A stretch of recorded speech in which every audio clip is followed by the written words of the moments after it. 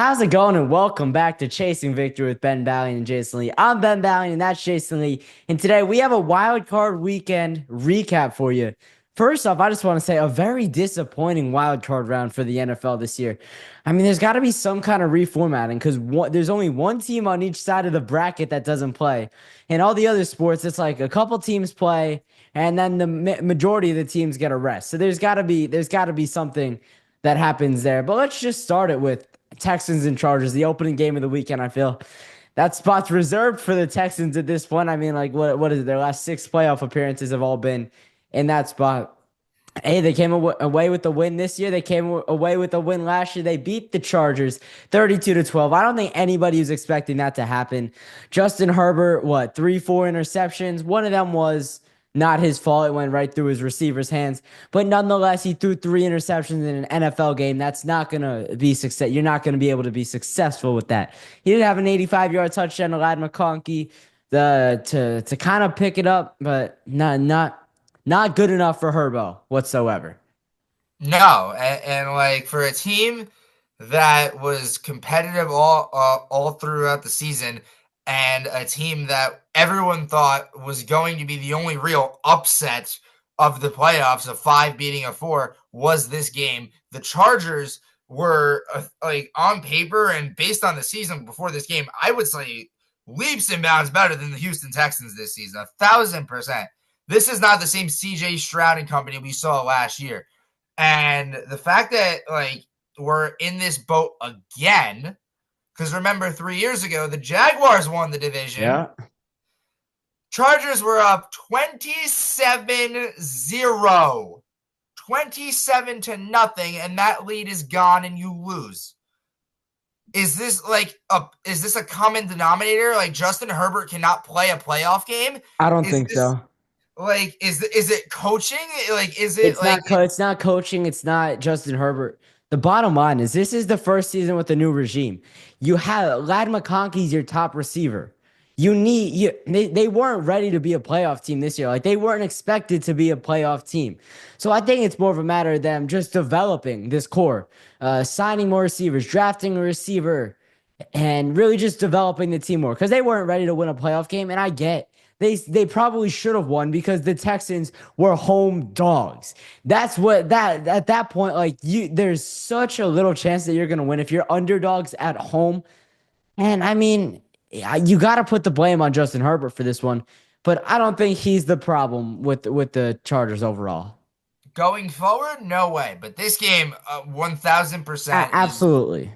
one touchdown, 4 interceptions is not the Justin Herbert we've seen in previous years or previous games for that matter.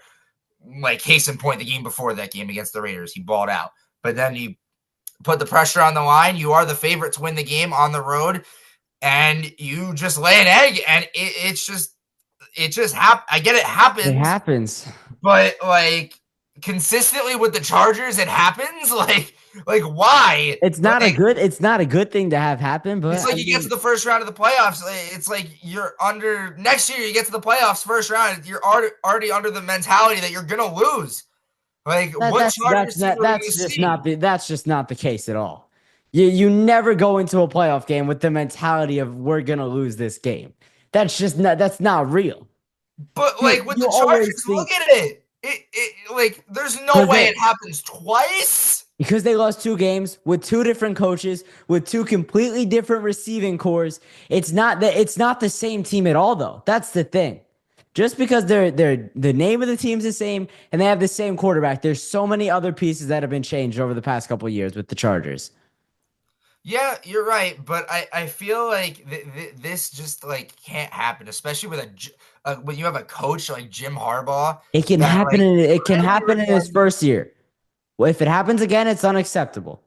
If it happens again, like I don't know what to call this team. Like what are we gonna do about this team? Exactly, but like this can't like happen next season with like when you go into like off season complete, regular season starts. Your best player cannot be some guy that you just drafted and emerged. Like where was a guy like J.K. Dobbins in this game? Stopped. Gus Edwards stopped. Ladd McConkey is the only one that showed up and balled out on this team. Quentin Johnston dropped passes. Will Dissly, okay, DJ Chark and the defense, which was supposed to be somewhat of a promising game. I mean, like Khalil Mack had a decent game. Joey Bosa had a good game, but that's about it. Like this team was on paper at the beginning of the season was supposed to be what, like 5-6 games because it was a learning year. And that's no one my knew argument. who Justin Herbert was going to throw the ball to. Right. That's my argument. They weren't expected to be in this position. They weren't expected to win whatever they won, 9, 10 games, however many games they won. And they weren't expected to win that many games in the first place. So them being there was a shock. It was like they're the Vikings of the AFC. Like they weren't supposed to be there. They got there, and then they got the brakes beaten off of them. We'll get to the Vikings in a little bit because I have a lot to say about Sam Darnold. And we got to rib on Jason a little bit a couple weeks ago after his love speech to the Vikings. We're not gonna go there. We're not gonna roll it. We're not gonna say. We're not gonna say anything about that. Sam, I have a special message for you guys later on in the show. Yeah, but the thing is, like they weren't expected to be there. They weren't supposed to be there. So them just getting there is a feat in itself. And that's where I'm coming from, where overall it was a good season, and them losing the game isn't the worst thing in the world. I know they were expected to win, and I know they should have won. But them losing, it's not the worst. They're not going to have a great draft pick, but there's going to be somebody there. They're going to be, I think they've really got to go out and sign somebody in free agency, a top receiver, if not 2 or 3, because they need it that bad. I mean, their defense is fine. Jim Harbaugh's a pretty good defensive coach. And I think overall, it's more of them progressing in the future and not taking a step back next year is what's gonna it's what's gonna keep them in contention. Yeah, like I hear you here, but like I feel like it's like this. It's a common thing with the Chargers. Like I've seen over the years. Like even when you go out and you get veteran receivers and you have a decent offense, it's just like it doesn't work in like the most important situation. Like that game against the Jaguars, you had Keenan Allen, Mike Williams, Austin Eckler, Justin Herbert. That offense was good throughout the regular season, and that offense was phenomenal in the second quarter of that game, and it just deflated. Like I don't even know what you do as a front for the front office of the LA Chargers here, but like I don't know what we do, but like. Do you go after defense? There's a lot of old guys like Joey Bosa is getting up there in age. Khalil Mack is getting up there in age. Like I don't know if they can hold their own in the next 3-4 years. But they'll be fine. Those are top of the line guys. They're not going anywhere. They're not going anywhere, but their production is going somewhere. Their production level from 5 years ago is going somewhere. From 5 years ago, yeah, but they'll still be serviceable. They will be, but like they're not going to be guys like I don't even know. Even a guy like Derwin James is getting up there in age. He's been around the block a while for the Chargers, believe it or not. But like they need a lot of better. Like I would say, you know what, Herbert can stay, the running backs can stay, but I feel like the receiving room needs help. Like Ladd McConkey cannot be the one-man show, and like the fact that your number 2 target is a tight end says something to me. Because forget about your wide receiver 2 and 3. Your number 2 is a tight end. That says a lot, and that's a problem that needs to get fixed. They need a veteran presence on the offensive side of the ball. J.K. Dobbins is great. Gus Edwards is great. But who's the guy that's going to step up as the leader of this team, the leader of this offense? And it's not Justin Herbert. I know he's getting up there as veteran status goes. But who's going to be the guy that steps up as the top voice, the alpha voice, and leads this Charger team? They don't have that guy right now, and they got to bring him in this offseason if they want to contend over the next couple of years. They do. I don't know if you look at free agency, is it a guy like Amari Cooper for a receiver? Is it a guy? Do you go for a guy like T. Higgins? Is that in your range? It can't be. No, that's not the guy for them. That's not the guy for them. Okay. No. I mean, I don't know what we do for like because Jim Harbaugh's coaching style is so like specific and like it's just a hard sell and you get to like I would say Amari Cooper is a good pick. I would say Stephon Diggs is there. Amari Cooper is a good pick, but I don't think he's leaving. I don't think he's leaving the Bills, especially Does if they DeAndre go Hopkins if does they DeAndre go to Hopkins hop around? what? Does DeAndre Hopkins hop around the division? I think he could. I He think could. that's definitely a possibility. I talked about him. I think with the Jets last episode, like he could be a good fit for the Jets or the Giants in that matter. But for the Chargers, it's like I get Jim Harbaugh's a hard coach. I get he's a difficult coach to play for, but you're going to be contending for a Super Bowl. You're going to be in the mix over the next couple of years. I don't know if you're going to be able to get past the Chiefs because Patrick Mahomes and the refs kill the AFC West. They just own that division every single time. More so Patrick Mahomes in this matter. But there's a part of it where it's like, are the Chargers going to be able to sign these guys in free agency? And that's where it's like, this is like that's why it's a good year for the Chargers because they got to the playoffs. They start to set a culture with their new coach. Jim Harbaugh came in. He set the culture. Him and Justin Herbert's relationship and their chemistry improved throughout the whole season. You really saw them grow. Like right before our eyes, we saw it happen. And now they're in a spot where they got to build for next year. They have to build for something to be perennial contenders for years down the line. And I don't know if they're going to be able to do that, but I think they have a good chance with a good head coach and a good quarterback. Yeah, I feel like if there's one of the teams that can actually like have a successful offseason, it is the Chargers. Because you look at up and down that roster, no one really has a monster contract deal. What No about one really does. the Broncos? Does Pat Surtain have a big contract? Is he a free agent? I don't know actually. All right, let me look up Pat Surtain's contract. But like in the meantime, like this is not a team like the Cowboys where you're paying Dak big bucks, Diggs big bucks, CeeDee Lamb big bucks. You're not, or the Bengals. You're not paying Joe Burrow, Jamar Chase top dollar. You're paying a bunch of young guys decent for value for what their production on the field, and that's the good thing about the Chargers. No one's really like up here in terms of hundreds of $1,000,000 on one player. This is not a team that does that right now, and that's good considering you are more flexible this offseason. You can reach for guys in free agency. You can trade up in the draft. You can do it, a lot of these things because you have money. And that's the big thing in here with just the market of the NFL. It's all about money, but the Chargers can stretch a dollar here by getting a lot of these guys, and that could pay off in the long run. Yeah, but so Pat Surtain just signed an extension in September this year, 4 years, 96 million. But with the Chargers, he got Herbert on his big quarterback contract. But that's besides like everybody else, it's fair game. Nobody else really has a big contract. All right, let's get to the next game. A pretty exciting one. Relatively disappointing though at the same time. The Steelers and the Ravens. So the Ravens take this one 28 to 14. And it felt like they were in control the whole time. But at the same time, it was like they were on cruise control once it got to halfway through the third quarter. They didn't want to put the nail in the coffin. They were good just killing the clock and letting this one run out. Because they were up 2 scores with a chance to go up 3 scores 3-4 times, and they couldn't punch in. So as we move forward in this playoffs, divisional round coming up next week, AFC Championship, if they progress that far, that's not going to work.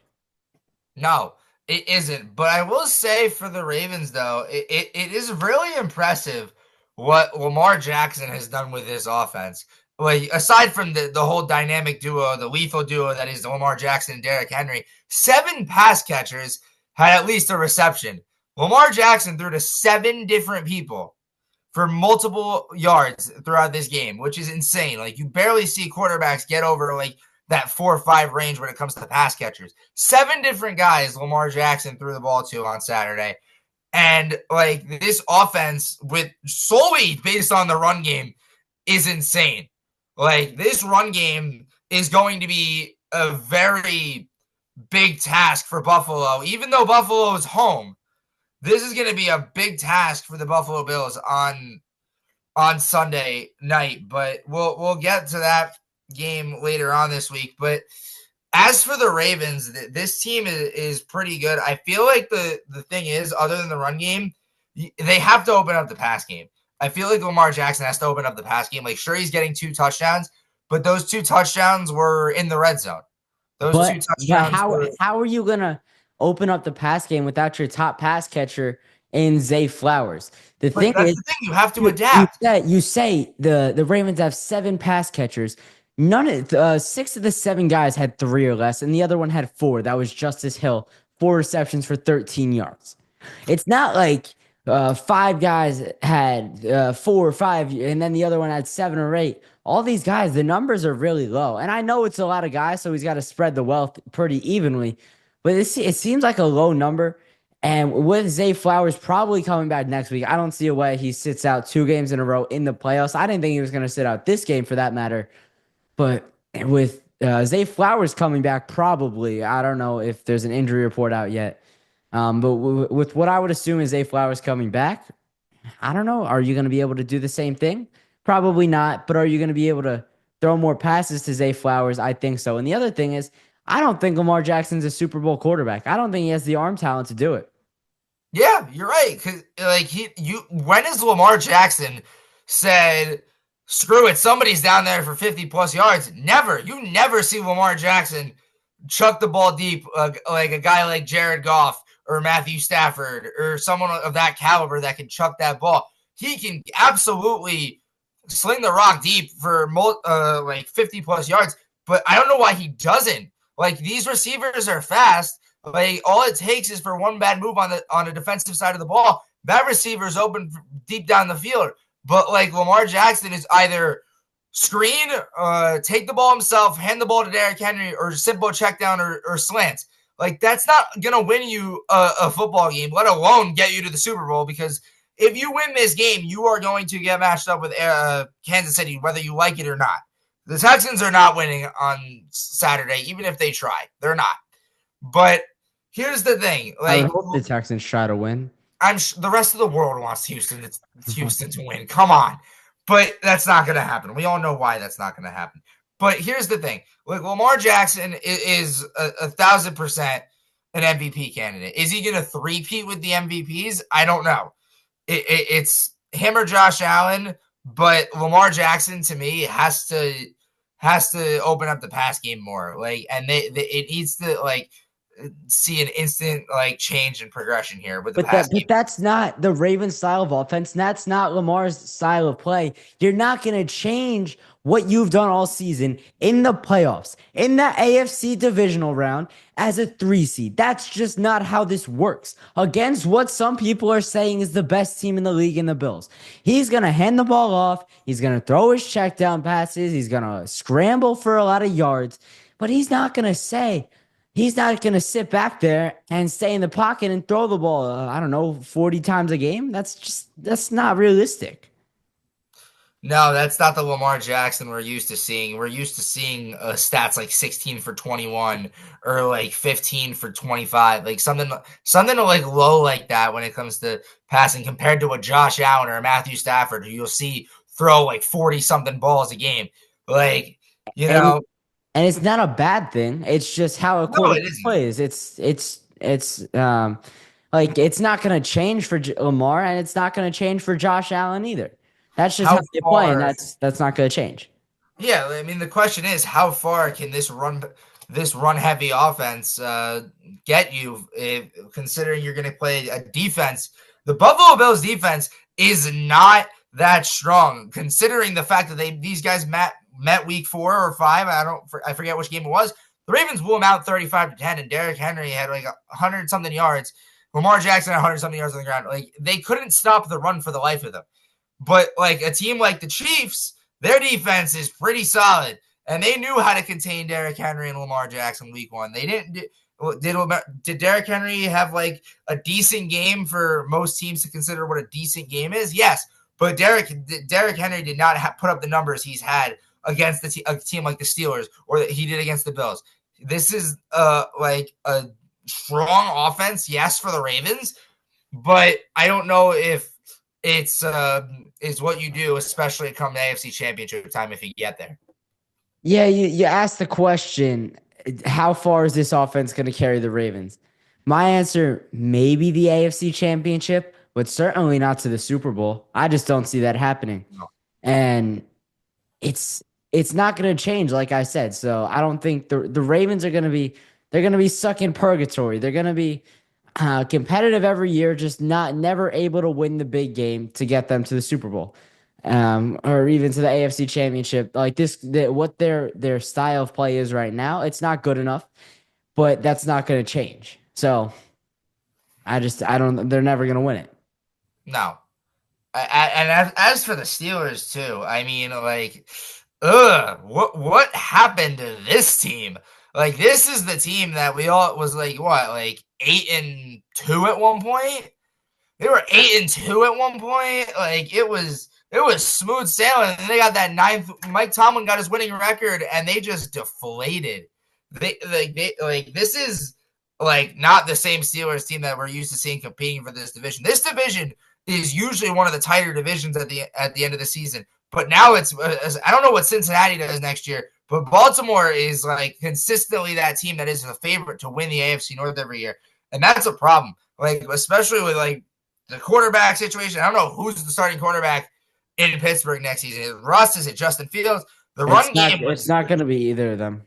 The run game was atrocious. Like George Pickens, sure he had a touchdown. Sure, he had a decent game, but like this team was not the same Steelers team we saw at the beginning of the season. And as for Mike Tomlin, there's rumors that Mike Tomlin might be like other teams are trying to make an offer for Mike Tomlin somewhere out of. I cannot see a world where Mike Tomlin's not the coach of the Pittsburgh Steelers. Nah, but like the Steelers, man, they are. I'm not gonna say frauds, but like they're just sloppy when it when it's crunch time, and they shouldn't be. I mean, the past couple of years they are frauds, but can you blame Mike Tomlin? Since Ben Roethlisberger's prime, he hasn't had a franchise quarterback. So here's what I think the Steelers should do. Next year they should kind of tank, kind of be competitive. If Mike Tomlin loses his winning record streak, so be it. You draft a young quarterback, and then you move forward with your franchise from there. Because right now, you're not going to be able to win going from stopgap quarterback to stopgap quarterback. And neither of Russell Wilson or Justin Fields are going to be the quarterback there next September. So I think that's the way you got to do it. You got to build around a young quarterback. Honestly, yeah, that might honestly be the move because looking at free agent quarterbacks this year, two of them are the Pittsburgh Steelers quarterbacks, and one of them is Sam Darnold. Like I don't think Sam Darnold is not suited for the coaching style of Arthur Smith and Mike Tomlin. But like I don't know what you do. Maybe do you take a quarterback in the second or third round this year? Maybe do you take a guy like Dylan Gabriel? No. Or a guy like no? No, I don't like it. You need your guy. Unless the Steelers are in love with Dylan Gabriel, or unless the Steelers are in love with, let's say a Quinn. Yeah, they're not going to get Quinn Ewers, I doubt. Who just declared for the draft? Where do you think he'll go? Probably first round, right? No. Oh my God, no. I wouldn't put Quinn Ewers. Quinn Ewers is like okay, but like that game against like I don't know. Like Quinn Ewers to me, he's an interesting quarterback. He's a very interesting quarterback, but like he's had games where he's like, that's a Heisman level game, and then there's games where he has like 3 interceptions and less than 150 yards. Like, right. We don't even know what Quinn Ewers you're gonna get for most of the games. He's too inconsistent. Here's the problem: like the quarterback room, like between 1-2, is most likely Shedeur Sanders and Cam Ward. 100%. Those are the first 2 guys off the board. That's literally pick 1 and pick 2, whatever order it is. I don't know. That is up to the Titans and the Browns. But for the team like the Giants, you're not going to draft Quinn Ewers. No way. You are not drafting Quinn Ewers. The Raiders, Quinn Ewers to me is a reach. Quinn Ewers to me is a project, but I feel like Quinn Ewers can fall to the second or third round, maybe even to the hands of the Pittsburgh Steelers. I can see Quinn Ewers balling. I can see Quinn Ewers in a Pittsburgh Steelers jersey. I Yeah, don't know. that's an interesting spot. If they love him, I'm okay with it for them. Yeah. Because what it comes down to, like, if your head coach loves a quarterback and Mike Tomlin's a really good head coach, he's proved that throughout his years in the NFL. I'm good with him taking a quarterback. I'm good with him taking whatever quarterback he wants. And so if he loves Quinn Ewers, so be it. But other than that, really, if he loves anybody else, I would wait till next year to take your quarterback and then probably suck next year. But I know the Ravens moving on. You got Lamar Jackson. They're gonna be taking on Josh Allen. Let's get to this MVP debate for a little bit. Why not? Jason, who's your pick for MVP? Who's my pick for MVP? Oh wow. Oh my god, they're all my friends are gonna hate me for saying this too, because all my friends love Josh Allen, but I think it's Lamar Jackson. I feel like Lamar Jackson to me has as like not even just the stats, or like not even just like on paper between the two. Like I feel like there is never going to be another quarterback like Lamar Jackson.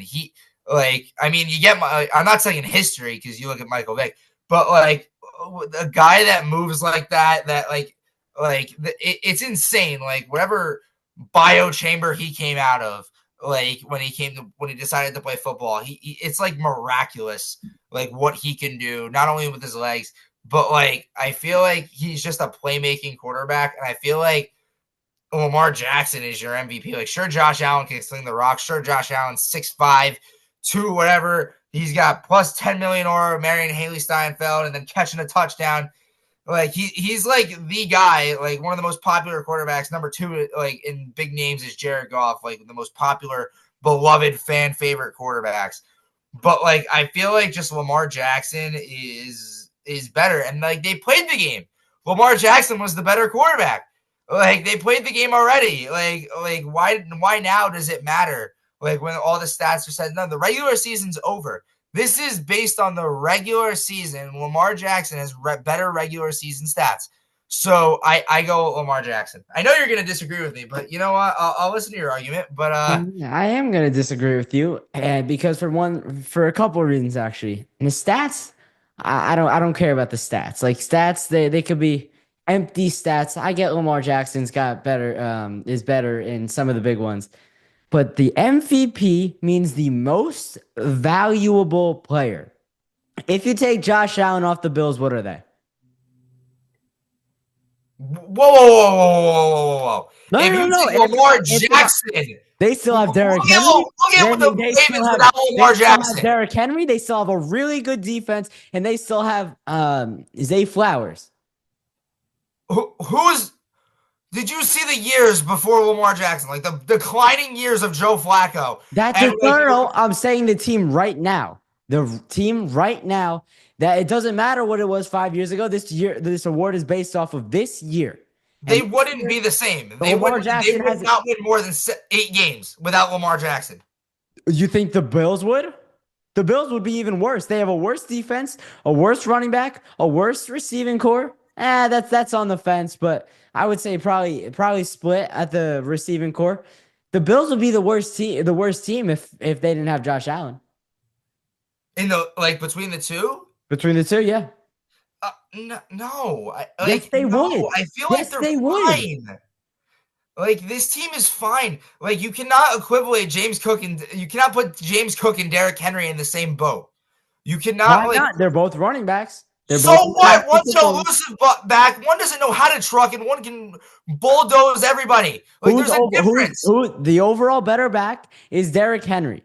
Obviously. Well, yeah, but I'm proving my point. The overall better defense is the Ravens defense. Yes or no? Yes or no? Overall better defense? Yes or no? Yeah, it is the Ravens defense. So you got the better running back, the better defense. So if you take the quarterbacks away, say you have Jameis Winston on those teams. The Bills are the Bills are the worst team out of the two. That's a bad comparison. You know damn well Jameis Winston would ignite some Okay, spark or say okay, some pregame. okay. You have Mike White on both teams. You have Mike White on both teams. Oh dear. Okay. The Ravens are the better team. Joe Brady is a better offensive coordinator than the other guy. Who's the better head coach? Harbaugh's the better head coach. Oh, Harbaugh's 1,000% better than Sean McDermott. Uh-huh. So if you take them both off the team, who's better? It's the Ravens. That's why Josh Allen is the MVP. You know who's winning MVP though. It's Josh Allen. The other thing is, it's Josh Allen's turn. Lamar Jackson has got. What? It's not. It's every other quarterback's turn to win a Super Bowl. Well, the refs are on the home side apparently. So it's every and the committee that decides who wins MVP is on Lamar Jackson's side. Why are they on Lamar's side? I don't know why. He wins 2 in a row, and he's had the better stats between the two of them. He's been better the last couple years. He's been more clear cut the MVP the last 2 years. This time it's Josh Allen. I don't think the committee's going to listen to you and like debate that Josh Allen's the better quarterback. Like in their mind, I'm not saying talent wise, Josh Allen's better. I'm saying he's more valuable to his team, and I think it's pretty close talent wise, and it could go either way. So he is better. He's more valuable to his team. I'm not saying you didn't. Okay, you just admit it. He's more valuable. I'm saying, break down what MVP means. Most valuable. I don't care what MVP means. I'm saying the committee is deciding, and the committee will 1,000% favor Lamar Jackson. They've done it for 2 years in a row. Because Josh Allen has been the MVP the last 2 years. He's been the clear-cut MVP the last 2 years. This time, it's Josh Allen. Okay. We'll see. All right, staying on the topic of the Bills, let's recap their game. They're a 31-7 win over Sean Payton and the Denver Broncos. For the Broncos, I think it's pretty obvious. They weren't ready to win. Hey, they got a rookie quarterback in Bo Nix. I know he's got a lot of experience, but the NFL is a whole different beast. Their top receiver is Marvin Mims. They have a solid defense, but when you're going up a team like this against the Bills, it's not a recipe for success. So they'll be back. They'll be better. And in a couple of years, they'll be a Super Bowl contender. I don't have a doubt in my mind about it. I think they have a good thing going with Sean Payton and Bo Nix. Oh yeah, for sure. Like I think every Bronco fan knew that this is we're just happy to be here again. Uh-huh. And I will say the first year that you're in the playoffs, it's a lot of fun. And then the next year there's expectations. Exactly. But like I will say, I was out to lunch with my dad and we were watching the game. And then I just see the Broncos just bomb it, just casually to the end zone, and he's gone, touchdown. That's the opening play of the game. I'm like, oh, this is how we're starting the game. Interesting. A little part of me was like, wow, if the Broncos really keep this up, because they were what? I think. Where's the box score? The Broncos were leading at the end of the first quarter. I was like, oh. I told you they were gonna keep it close. They were gonna keep it a game. They did for at least the first quarter. I think it was close after the half too. For the pretty much at halftime, it was 10-7. Yeah, I told you they were gonna stay strong and step up to the challenge against the Bills. I knew they weren't gonna win, but they would keep it interesting. No, they did. They did for the first half. They look great. But even Bo Nix, he didn't turn the ball over. No one really turned the ball over. This game was 0 turnovers on that side of the ball. But I feel like the Broncos, they have room to grow. This was like you said, this is the fun year. This is the experiment year. Next year, there's expectations. Next year, we're going to be back better than ever. Next year, we're going to contend for that division. Because honestly, they this close to sweeping the Kansas City Chiefs. No, I don't count the second game. No, even if you do count the second game, the first game, they were there. The first game, they were right there. They were there. I agree with you. They could have done it. They could have swept the Kansas City Chiefs. They could honestly, with a little more work, maybe in 2, 3, 4 years' time, they could contend for this division. No doubt in my mind, Bo Nix is going to be a great quarterback in this league. Absolutely. No doubt in my mind. But he just needs pieces. Marvin Mims cannot be your best receiver. I'm sorry. That's a fact. He needs time and he needs a supporting cast. That's what the Chargers need. That's what well, I mean the Steelers need a lot more than that. That's what the Texans. I don't know. It's really the Broncos and the Chargers both need supporting casts and time. But what you said about the Broncos is exactly right. They could try stuff. It's a lot of fun to be here. But for the Bills, it's taking care of business right now. It's time. They're probably like it's the end of their championship window. It's getting close to that point, and it's time to take care of business. It's time to go to and try to win a Super Bowl. Are they the Yeah. question is though, are they going to be able to slay the dragon? Are they going to be able to beat Goliath, that is the Kansas City Chiefs, and get to that Super Bowl? Because Oh, I think they will be able to beat the Ravens this week. We'll have a full predictions episode coming out Saturday morning. We'll post it. But for now, I do think the Bills will win that game. And for the Bills, they've just it's got to be. It was like the Broncos gave them a little bit scare in this one, a little bit of a scare. They kept it close, but at the end of the day, they took care of business and they got the job done. So they just got to keep rolling with that mindset. I see. The dragon was the Ravens, but you said slay the dragon. Is that the Ravens? No, that's the Chiefs too. Oh, the dragon and Goliath is the Kansas City Yeah. Chiefs. Okay, so here's the thing: the Ravens game on Sunday. This is like it's go time. You need to prove why we should take you to why America should be on your side to beat the Kansas City Chiefs. Statistically, not like the whole Patrick Mahomes in the playoffs. We're talking about why you should beat the Kansas City Chiefs. Why are you the better team? Why should we trust you this time? Like what did we get over the last few years against them in the playoffs? Like it's always this like Buffalo, Kansas City in the playoffs. Buffalo always beats them in the regular season. Why can't we do it now? Like what is the difference? Patrick Mahomes is a different breed when it comes to playoff time. He turns it on. It is insane what he can do in the playoffs. But here's the thing. I mean, like, you have to get there first. You have to clean up your act from the last time you played the Ravens. 1,000%. You have to clean up your act the last time you played the Ravens. If you do that, obviously Kansas City will be on the other side of their game. 1,000%. But it's what you do in this game. They're literally, there is no room for error because somehow, some way, the Kansas City Chiefs get you, you're done. You're done. This is not, you do not want a thriller. You do not want, I'm sure America wants a thriller for the ratings purposes. You do not want a thriller. You do not want the back and forth last 5 minutes of the game, 5 touchdowns apiece. You do not want that because eventually you are going to be the team that loses. You are the team that gives out at the end because Kansas City is going to be the team that wins. You do not want Kansas City to get the satisfaction of, you don't want the clutch time. You don't want the clutch time performance in the end because Mahomes will win that battle. You give Mahomes 13 seconds. That's all it took in the divisional game a few years ago was 13 seconds. No timeouts. Or no, they had one timeout. 13 seconds. That's all you took, and you blew it. Last year, you had the ticket. You had the golden ticket, and you blew it. You missed.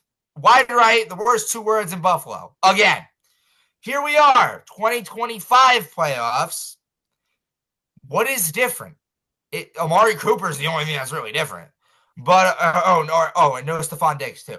But here's the thing. Josh Allen needs to, obviously it's not really the MVP is not going to be decided on this game because it's a regular season reward. But Josh Allen needs to prove why you are the guy that will take down Patrick Mahomes. Yeah, the MVP will be decided on this game. I know it's a regular season award, but the committee can't watch this game and then not factor it in. But the thing is, well, you say that the only difference is Stephon Diggs. The only difference with Stephon Diggs is they don't have anybody to stare and watch the confetti. True. But for the Bills, it's like you were right there last year. You were right there. You missed the field goal. You missed wide right. It's gonna make getting over the hump so much harder this year. Because this year, you're not gonna be home. You have the Ravens at home, but then you gotta travel to Arrowhead in Kansas City, Missouri, where you know what? Well, you know what happens in Arrowhead. Some black magic, some refs wearing red and yellow jerseys, and the man Patrick Mahomes, who is ridiculous. Um, so for the Bills, it's gotta be like they gotta come out. They've got to treat this Ravens game as a tune-up. They got to make sure they're firing on all cylinders and get ready for the AFC Championship against the Chiefs. And then once that game comes around, you can't give Patrick Mahomes a sliver. You can't give him an inch, or else he's gonna take a mile. And that's the facts. That is, and it's proven. Even when it's not Josh Allen, look at the Ravens. They were the AFC Championship game last year. It was them and the Ravens. Lamar Jackson was not good in that game. 1,000%. The Ravens sucked that game. Kansas City like made a mockery of that team last year. But this is different. Regardless of who it is, like the Ravens almost won. They lost by a toe week 1. The Bills did beat the Chiefs in the regular season, but that's what they know how to do. They don't know how to beat Patrick Mahomes in the postseason. No. Never happened. This is the 3rd time they're doing it. And well, they're not doing it yet. They still have the Bills still have to win this week. It's not an easy feat. Bills win is 3 times the charm. Like, is that the question? That's the question. No. I mean, wasn't last year 3 times? No, last year was the 2nd time. That was only the 2nd time they played in the playoffs. Yeah. The first time is the Thriller where Stephon Diggs is in the sideline looking at the confetti. Yeah, no, I know. The 2nd time is wide right. I swear there was one more. Whatever. The 2nd time was wide right, I think. I'll look that up, but you can go. But like, that's the question: is 3 times the charm? What do the Bills like? What does it take? Like, clearly, it's possible that there have been moments, like even this season, where Kansas City does not look great. But like, how do they capitalize on that? How do they capitalize on their flaws? Is the question. They've just got to take advantage. They've got to do what they've done all season and have that high-powered offense supplemented with a solid defense that's probably not going to stop Patrick Mahomes all too much, but it's gonna give the offense a chance. It's gonna give. By the way, Patrick Mahomes and Josh Allen did play 3 times. Patrick Mahomes 3-0. Mm-hmm. What was the third? What was the first? Oh, the first time must have been like a blowout or something. I don't think there was ever a blowout. I don't remember the. They played. I remember the Thriller. I remember wide right. Yeah, I forget what the other one was. It was probably Thriller. It was probably a close game where the Chiefs just win. Like they were, I don't know, whatever. But the thing is, we're not talking about the Ravens. The Ravens are not an easy out. They're going to give it all they have. But at the end of the day, I don't think Lamar Jackson's good enough to beat Josh Allen, and I don't think the Ravens are good enough to go to the AFC Championship. But staying on the topic of Broncos Bills, just for one more thing, and then we'll move on. The Bills are in this. They're in it. Like, I know I've said this a couple of times, but like they're in it. This has to be the year. And if they lose to the Chiefs in the playoffs, if they get that far, if they lose again, I don't know if they're ever going to do it. Like flat out, I don't think I think there's a chance that they don't ever do it. All right, let's get to the next matchup. Packers and Eagles, 22-10. Philadelphia wins it. And really from the opening kickoff, the tone of this game was set. Where the punt was the opening kickoff fumbled. Short field for the Eagles. Jalen Hurts takes advantage, and the Eagles go up 7-0. They didn't look back from there. A wire-to-wire win. Yeah, 1,000%. Like what? Essentially, what concussion is like what Jalen Hurts concussion? Clearly, but I will say he did play the game very safe, as he should, because There's no way he was fully cleared. He played that game so safe. He didn't take hits out of bounds. He didn't try to dive. He didn't try. There was not really a tush push. I don't think I saw one. There was one where they faked it and then they went. Then they faked it on 3rd down and then they actually did it on 4th down. And at least they did it. But I feel like, Jalen Hurts does not need to be at his fullest potential. Case in point with this game, because Saquon's got your back, Devontae's got your back, and even Dallas Goedert stepped up and has got your back. How Now, about Dallas Goedert, man? that run, That wow. Saquon was awesome.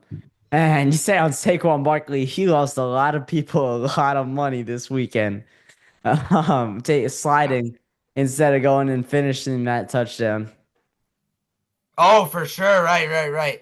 But like we said before, like this, like everyone thought the potentially the Packers were gonna, do it again. 7th seed, do it again. Wait. Who took the Packers on this show? On the show, I don't know who. I don't know. So your other guest, some other host other than me. your other Oh, guest that you have on some guy that I don't really know. Yeah, you don't know that guy. Like he No, comes on occasionally. He doesn't know what he's talking about, but then I'm here, and I know what I'm talking about. Anyway, the Green Bay Packers. Oh, Jordan Love. Oh boy. Well, finally he's playing like the quarterback we all thought he was. There you go. Like, we're not going to blame the injury because you came back. We're not going to blame the hand because it's not your throwing hand. Jordan Love is mid. There, I said it. He is not like as good as everyone says he is. No way. That contract is like I would have taken that money and ran. Like, but you look at the contract in comparison to some of the other quarterbacks, and it doesn't look as bad. Yes, it's an overpay. Everybody knew that as soon as he put ink to paper and signed the paper that he was officially a Packer for a long time. Everybody knew that's an overpay. But that's what they have to pay him if they want to keep him. Because when you look at other quarterbacks and what they're making, it's similar numbers and it's similar quarterbacks that are getting that amount of money. So it's not like it's like a highway robbery where he's absolutely terrible. He's one of the better quarterbacks making this much. Okay, it's like him, it's Jared Goff, it's Trevor Lawrence. Jared Goff's better than him, but you look like Trevor Lawrence, Justin Herbert. There are guys that he's better than that are making more money than him. So I don't think it's that much of an overpay. I mean, I get where you're coming from, but like this is not like the 140 something $1 million quarterback. This is not like a quarterback that didn't even throw for a touchdown. He had 3 picks, not even good completion percentage. Like a decent game, like yardage wise. But like Josh Jacobs is clearly the difference maker of this offense. Josh Jacobs is like the run game because Aaron Jones left. AJ Dillon was hurt. Everyone forgot about AJ Dillon because he was hurt, and AJ Dillon was a decent power back. He's gone. Now it's Josh Jacobs' turn. Josh Jacobs was the one-man show, and he consistently played every game, and he balled out almost every game. The receiving corps, I mean, would Christian Watson have made a difference? No. Absolutely. No. Yes, he would. Yes? No, he didn't make a difference the first time. That was week 1. Difference week 1. He would have made a difference. I'm not saying the Packers would have won, but I'm saying this game would have been a lot closer. It would have. Watson played? Those receivers were dropping like flies. I mean, you saw Romeo Doubs went down with a head injury. There was a couple other guys that got hurt. It was like 3 plays back to back where Packer receivers went down. When you're giving Jordan Love that many guys to throw, those few guys to throw to, it's a lot. It's very hard to win a football game. And I'm not blaming it all on injuries. And I'm not saying the Packers would have won fully healthy because I do think the Eagles are the better team. But you have to factor that in. What's to say that Christian Watson wouldn't have gotten hurt? Well, what's to say? Well, I don't know. That's a different point, though. I'm saying, like, if he was healthy, he would have impacted the game. I don't even think so because the Eagles' defense, the youngest defense in the NFL, they played really well. I'm not the best defense in the NFL. I'm not trying to take anything away from them. They played well. Like it's like the best. This is like an insane defense. Like what Vic Fangio has done, I'm surprised he's not even in conversation to get a head coaching job. Because what he has done with this defense is insane. Like, and he's a Philly guy. He grew up rooting for Philly sports teams. Yeah, like on paper, this defense was like supposed to be okay. It was supposed to be decent, but like this team turned it around. They draft amazing players. They It's they only know how to always draft Jalen well. Carter, Reed Blankenship, Cooper Kenyon DeJean. Mitchell, Nolan Smith, Nakobe Dean, The list Cooper goes on DeJean. and on. And that's one of the Like, recipes to success in the NFL. You draft well and you develop your players. So that's what they've done it well. That's the recipe they took. That's the route they took. And look where they are now on the cusp of going to another NFC championship game. yeah, on the cusp. It's. I mean, the thing is, I feel like Jalen Hurts has to be more of as more prominent now. Now that you played a game, now that you're healthy, let's call He's it. not healthy at all whatsoever. He's healthier now. He's Like, healthy because it's the playoffs. This is if this was the regular season, he is not playing for another 2 weeks. obviously not. But I feel like now that he got that game under his belt, he needs to lock in a little bit more because the Rams, we'll get to their game, but like the Rams are not gonna be an easy out.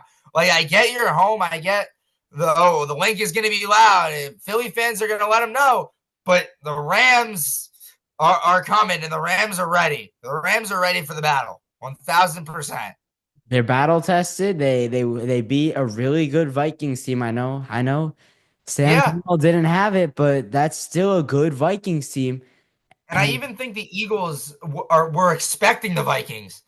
I think the Eagles were expecting the Vikings. They were not expecting the Rams to show up. no, then the Rams won the football game. That's how it goes.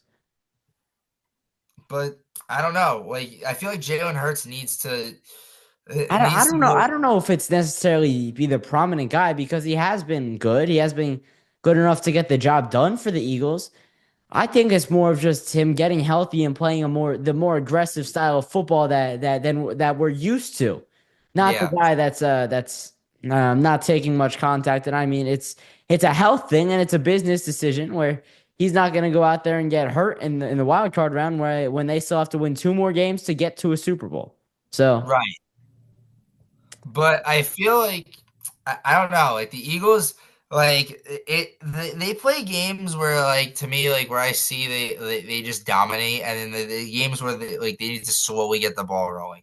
That cannot happen anymore, nope. especially not. It's got to be go time from the opening kick. And we saw it. They were getting booed off the field at a point in that game. At a point in that game where their offense had like completely just stopped doing anything. And it was like the defense kept them winning in that game. The defense played really well. It was like the offense just has to you have to start fast and finish fast. You got to keep going the whole game. Right. But I feel like even for the Packers, like I feel like, am I worried? Not really. But I feel like their division now, who knows what the Vikings do next year? Who knows what obviously the Lions are in prime position to win it again. But I feel like is this going to be the same Packers team? I mean, like statistically it is. But like you need I say in the free agency, go after a veteran receiver. Yeah, yeah. Please. You need Like go after a top veteran guy receiver. because Amari Cooper's there. I don't think the combo of Christian Watson and Romeo Dobbs is going to be able to do it for the Packers. It's not enough. Not in the long run. It's not enough. It's like you're like a third, 2/3 of the way there. I feel like you just need a veteran presence. Like even like a guy like DeAndre Hopkins, you just need a Yeah. veteran there. It doesn't have to be the best guy. I think Christian Watson can be your top receiver, but you just need another guy. Right. They will. I mean, I'm sure I don't see why they don't. But it also depends on who they draft too. Like they're gonna have like what the 22nd ish. Yeah, somewhere around there, 2024, somewhere. But like it's an offense heavy draft. Your O line could need some help. Your O line, Yeah. he got sacked a lot.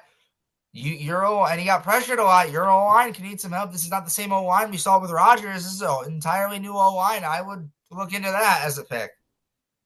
Yeah, I mean, they just need a little bit more on the offensive side of the ball. I think they could use a little bit more on defense too. Like they aren't a great defensive team, but they're gonna be if they are good enough to contend for a Super Bowl, they're gonna have to be a high powered offense and a good enough defense. They're gonna be a team, not as good as the Ravens, but like with that kind of style team where they rely on the offense, but the defense can pick up the slack if needed. Because the defense didn't play bad for the Packers by any means. They kept the Packers in the game, and I don't know, it happens sometimes. But for the Eagles, moving on, they'll play the Rams. I think that'll be one of the best. That'll be the second best game of the week, behind Bills Ravens. All right, Right. let's get to the Sunday night football game. Commanders and Bucks. Jaden Daniels and company go into Tampa Bay and they win 23-10. Jaden Daniels is playing like a seasoned vet at this point rather than a rookie quarterback. He is playing so well, and it's a sight to see. It is. It's amazing, like how we like talked like Jaden Daniels isn't ready for the spotlight. Jaden Daniels, hello, like here he is. Like this is the Commanders team that everyone has been waiting for like all season. Like when they started off, like I think like 7-2.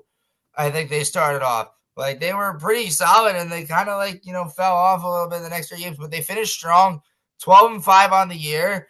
And Jaden Daniels is definitely going to be your quarterback for a long time. A long, long time, But unless something like goes drastically wrong.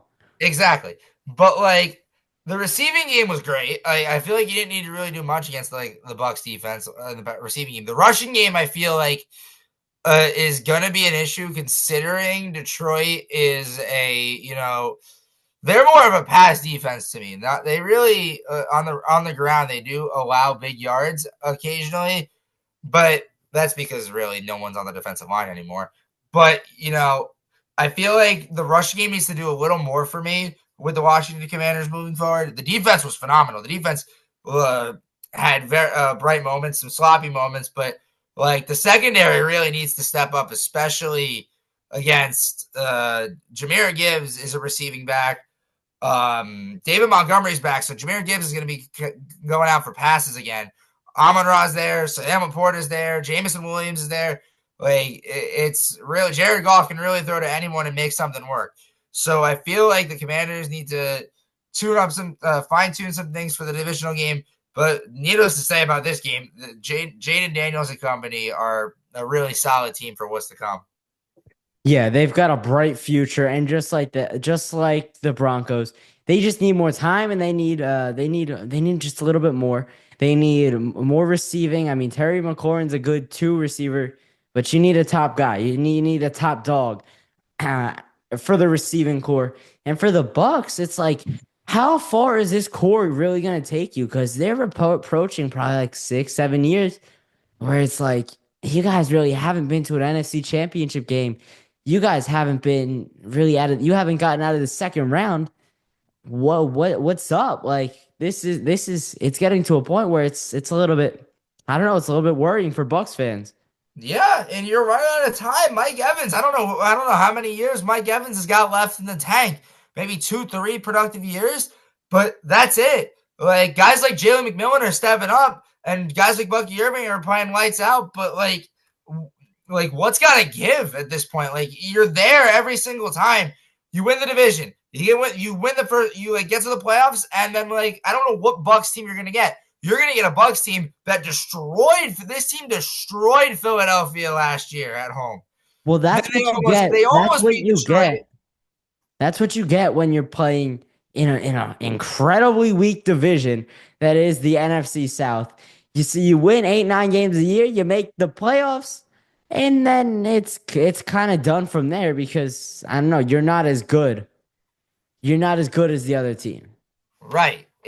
But like I feel like Baker Mayfield is fine. I feel like Baker Mayfield's gonna be great next year, but I just don't know with what team. Like sure, Bucky's gonna be there, Rashad White's gonna be there, but how long does Mike Evans got left in the tank?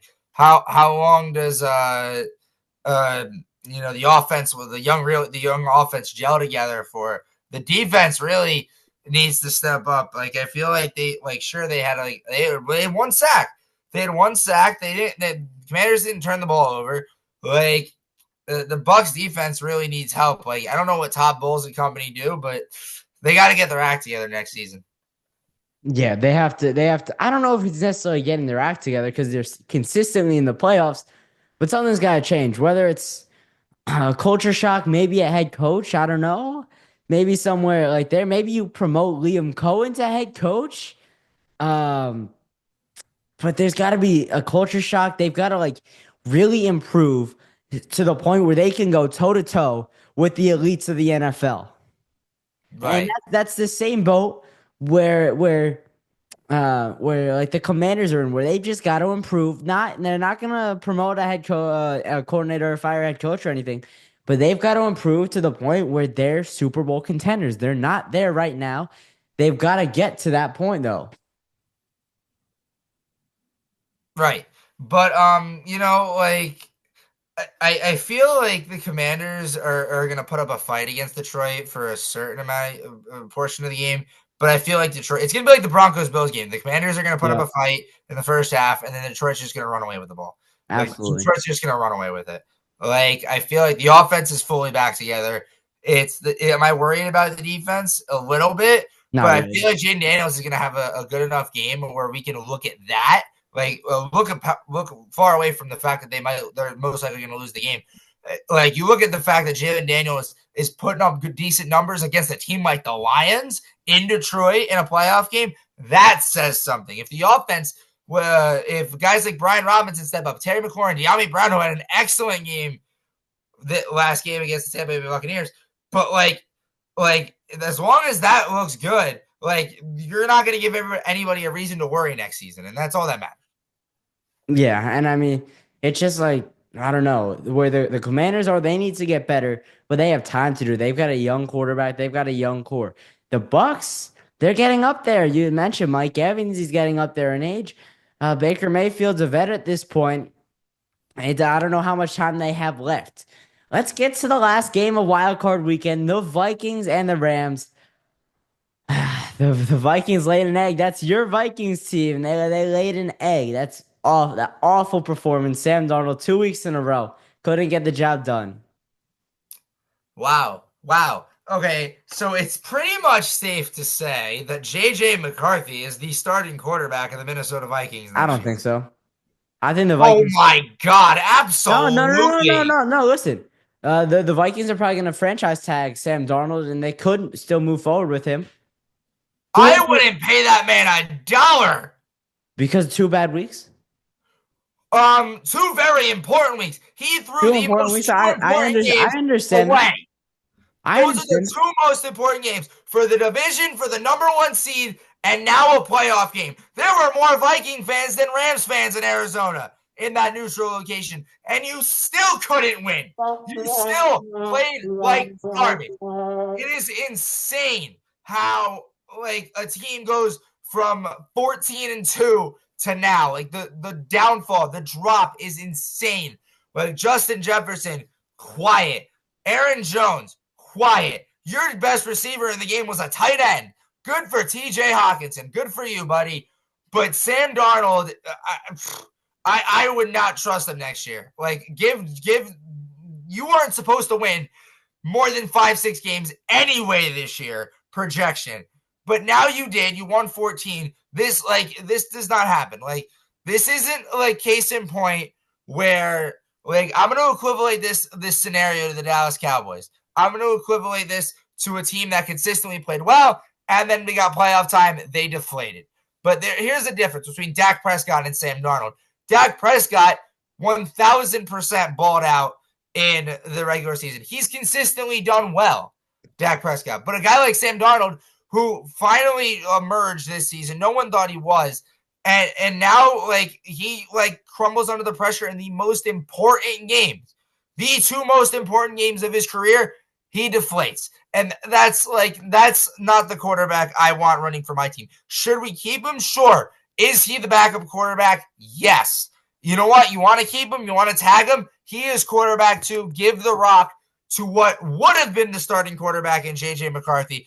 That is how you move forward, because you know what? I think Kevin O'Connell, if he can do it with Sam Darnold, he can do it with JJ McCarthy. Final But story. That's it. but the thing is that the Vikings are a win now team. They're a ready to win team. Their core is so good with TJ Hawkinson and Jordan Addison and Justin Jefferson and Aaron Jones and all the guys they have on defense.